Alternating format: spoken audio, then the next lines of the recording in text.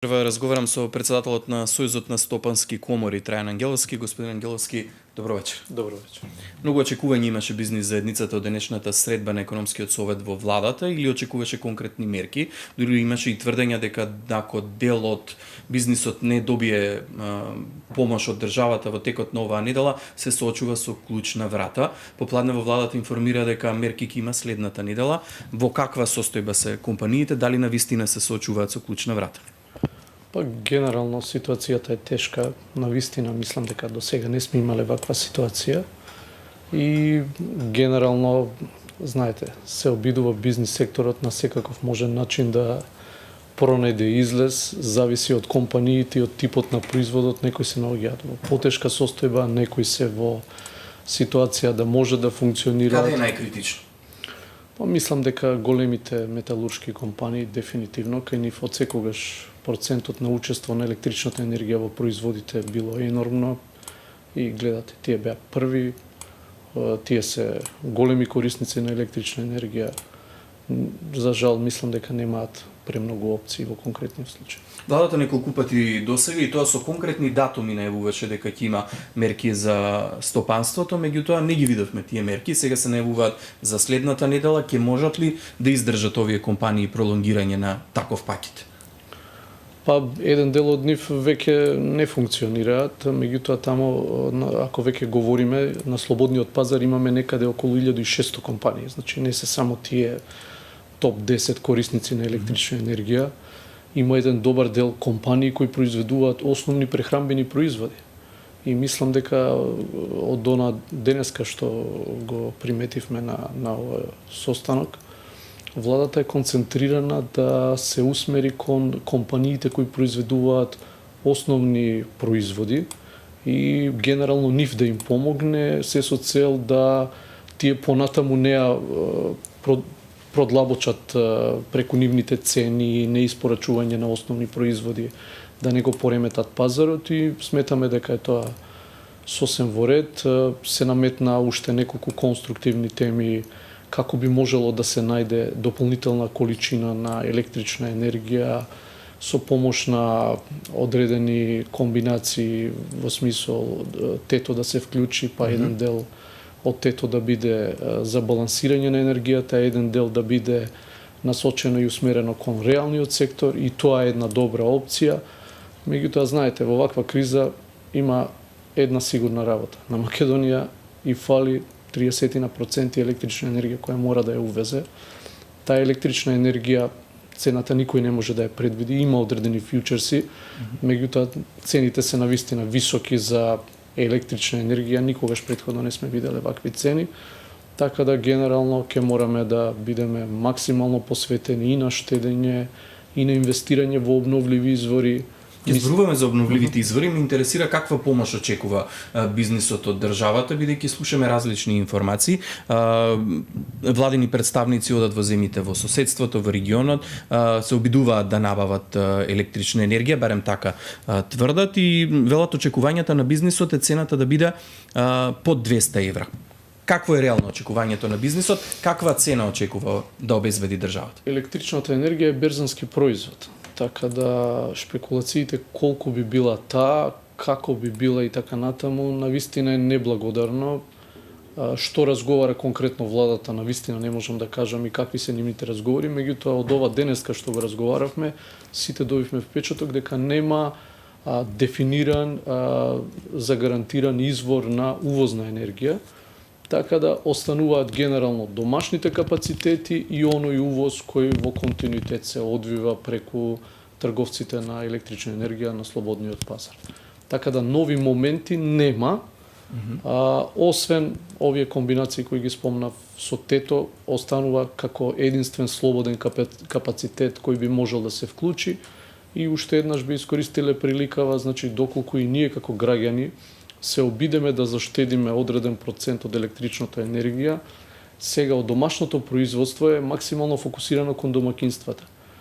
Доколку се ослободи некој процент од домашното производство, мислам дека е фер да биде усмерено кон бизнис секторот, кон компаниите, затоа што знаете и да седиме дома без да функционираат компаниите, Меѓутоа имаше обвинување и кон компаниите, сериозен проблем е и двоцифрената инфлација и владата вели дека дел од компаниите заработуваат во време на криза. Дали се основани ваквите обвинувања од страна на владата? Мислам дека кај најголем број од компаниите не се основани, а доколку има злоупотреби, знаете, има надлежни институции, нека ги адекватно проверат овие тврдења, така да мислам дека реални се растот на цените, бидејќи е тоа резултат на растот на суровините, растот на енергентите, па знаете, вие секако морате да ги подигнете цените. Ги споменавте обновливите извори на енергија, дали е тоа вашиот предлог на преку кој што државата може да му помогне на стопанството, бидејќи ние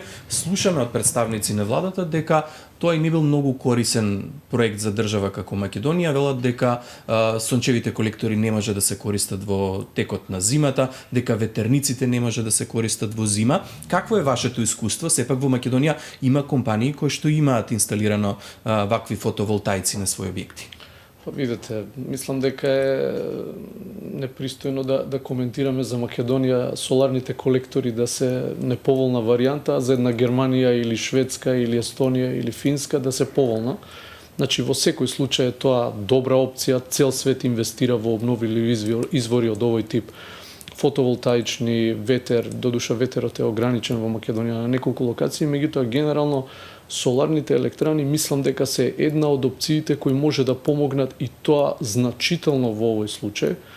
И тоа е директно усмерено компаниите доколку ги инсталираат на нивните кровови, тоа е заштеда од повеќе аспекти.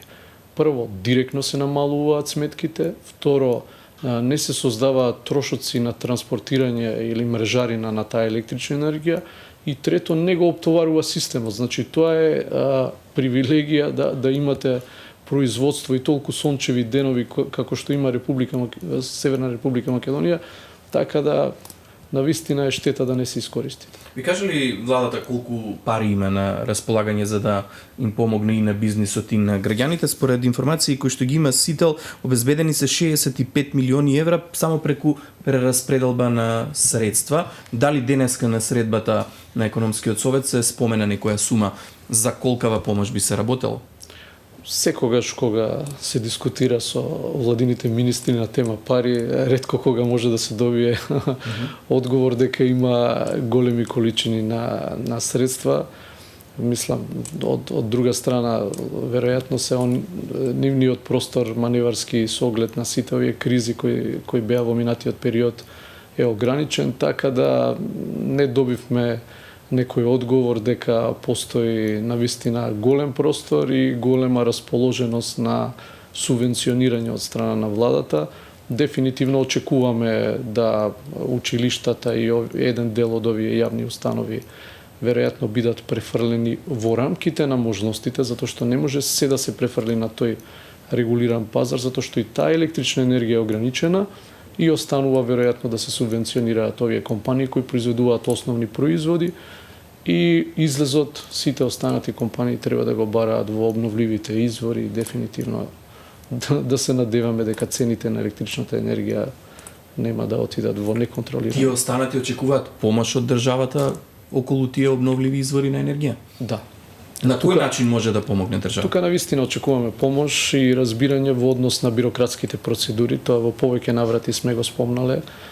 Дури еве сега, додека имаме енергетска криза, мислам дека е еден добар и конструктивен предлог да компаниите влезат во процедура на инсталирање на тие фотонапонски електрани и паралелно да се регулира и документацијскиот процес, така да тие два процеса да не биде условено исклучиво од бирократските процедури, значи дали имате и веднаш да имате целокупната документација, да се искористи моментот, затоа што знаете, ова ќе бидат неколку години со вакви екстремни цени на енергентите, доколку сега имаме две опции: да платиме скапи енергенти или да инсталираме евентуално брзи обновливи извори и да направиме енормни заштеди. Тие обновливи извори ќе ни останат во следните 20-25 години да ги користиме на еден начин, да речам, бесплатно, затоа што ќе ги исплатиме само во овие неколку години.